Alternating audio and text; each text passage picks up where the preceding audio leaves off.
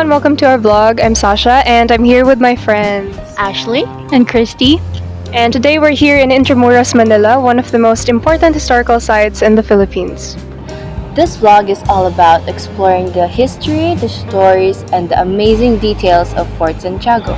We'll dive into what makes this place significant, learn more about the people who shaped our history, and see how Fort Santiago looks today compared to its past. So join us as we go back in time. Fort Santiago was built in 1571 by Spanish conquistador Miguel Lopez de Legazpi.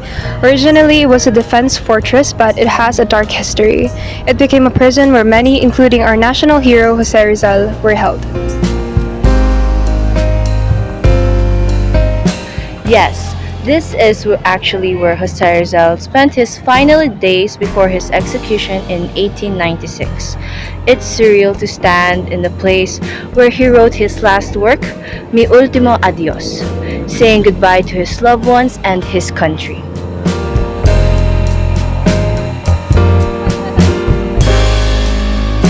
The exact spot where the fort stands was once a Muslim kingdom ruled by Raja Sulaiman, but was destroyed upon the arrival of the Spaniards in 1571, and was then replaced by the fort named after Spain's patron saint, Saint James or Santiago in Spanish, thus forming the name Fort Santiago. During the many invasions the Philippines endured, Fort Santiago served as either their headquarters or their military base and prison. During the brief invasion from 1762 to 1764, they used the fort as their headquarters. It was renovated and used by the Americans later on as their command center. During the Japanese stay in the fort, they utilized it as their military base and prison, where they imprisoned and tortured about 2,500 to 3,000 Filipino and American soldiers in its dungeons. These dungeons held many prisoners during the Spanish colonial period, and later during World War II, the Japanese used Fort Santiago as a military prison. Many Filipinos, Americans, and even Japanese soldiers were detained here.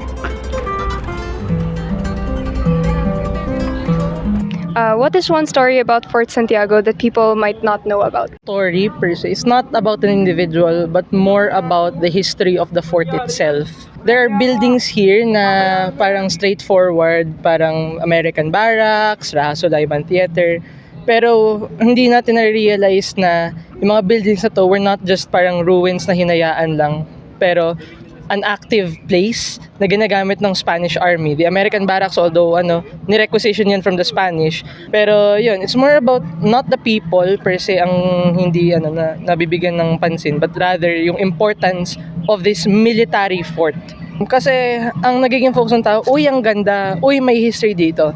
Pero we rarely tend to dig deep into it. Parang kung may comparison in person, it's like saying na, uy, si Rizal bayani natin, then we move on. We don't bother to talk about how he lived, how he influenced us. Ang alam lang natin bayani siya. And parang ganito rin sa Fort Santiago. When I started reenacting here, ang noticeable changes in my opinion is yung nandoon, the Intramuros Visitor Center. Dati it was more ragtag, parang yan, nandun yung desk to accommodate guests. Pero recently lang siya na-renovate para magkaroon ng proper office area, magkaroon ng proper receiving area for the guests talaga. And dito sa Raha Sulaiman, na-repurpose yung kanilang dressing room. Kasi ruins na siya pero gumagana pa yung dressing room. Na-repurpose siya para maging area namin to store yung gamit namin, kung saan kami pwede magpahinga. Yun lang naman, nothing too major. I think, personally, what they should remember is yung kwento ng mga tao here. Not just the place itself, but sino yung mga nandito ba exactly? There were the Spanish soldiers here. The Filipinos never even got to step foot inside Intramuros. In a place that's so important to us, sino ba talaga ang mga nakatira dito? Sino ba talaga yung nakabase dito? Also, yung dungeon na nandun, wherein, yes, nandun mayroong mga prisoners during the Spanish era, pero it's infamous, of course, for the deaths of thousands of people kasi the dungeon was cramped. The Japanese abused the dungeons and dahil doon maraming namatay. People don't know that until they actually step inside that fort. So it's about the story that the people have here. It's the artillerymen who manned this place. It's the people who died over at that dungeon. It's the Americans who occupied those barracks. And it's the ones who took refuge in here when Manila fell to the Japanese. Yun lang po, and thank you po.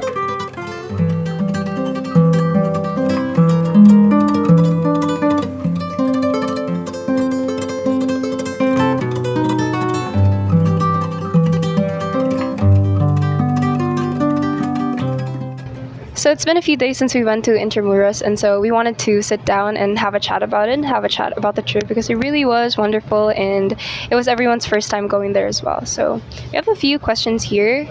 I'll start with my answer. So ako personally, what really stuck with me the most is that when he said na we should remember Fort Santiago and just Intramuros in general, all the historical sites, as more than just its physical beauty. Kasi, totoo nga naman like, we see these spots parang, ano sila, like, picture-perfect spots.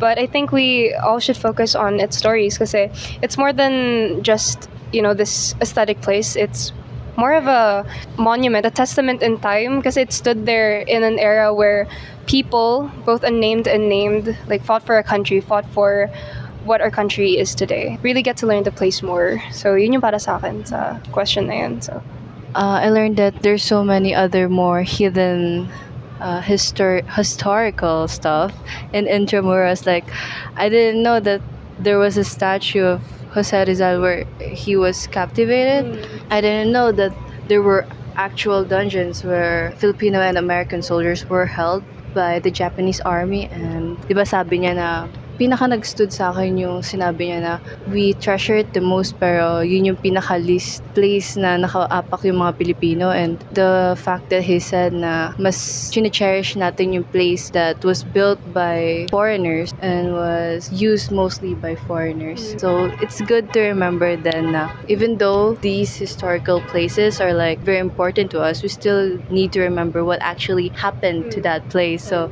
it's better to understand what really happened to that place. Yun lang.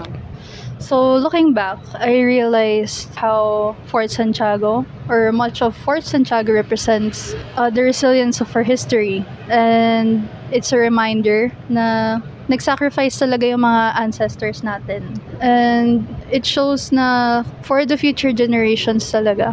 It shows na kailangan talaga nating i-preserve yung history. Yung sa sinabi ni Kuya, same lang kay Sasha. Basically, dapat alam natin yung history muna. Like, context, di ba? context. Respeto din, yes. So true.